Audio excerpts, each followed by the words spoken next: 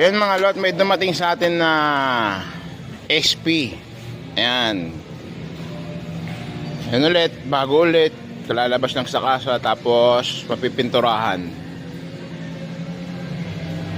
Iyan no. So ito may-ari niya si Bossing. Boss, taga saan ka ulit boss? Nagkapasig. Kapasig. O, pagtapos na lang, doon mo na lang shoutout yung mga gusto mo shoutout. Sige.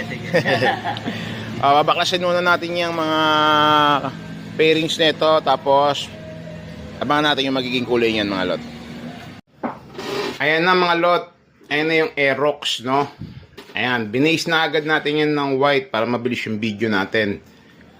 So, gusto ng client natin, white na nagba-violet. So, nakabase na ng white yan. Lahat.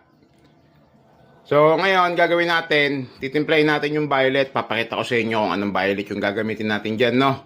So, tara natin, play na natin mga lot. Yung violet na i-base pa natin dyan sa white. Yun mga lot, ito meron tayo dito mixing clear.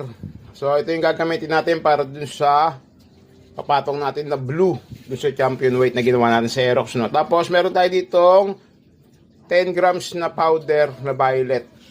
So, lagay natin dito yan mga lot.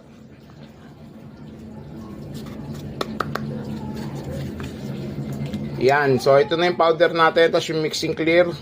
Luluin lang natin dahan-dahan para hindi lumipad yung mga powder. Yan.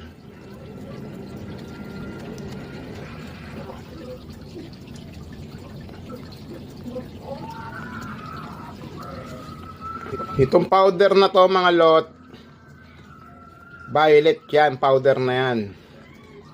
Yan, so mapapansin nyo. Yan, nakatimpla na lahat yan mga lot.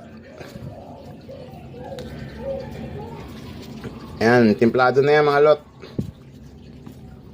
So ayun na yung violet na nilagay natin sa mixing clear.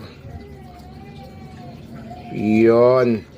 O, gagawin natin ngayon kaya mga lot, 250 ml to. Tilalagyan ko to ng thinner na 250 ml din. Tapos, bugan na natin to mga lot para makita natin yung kalalabasan, no?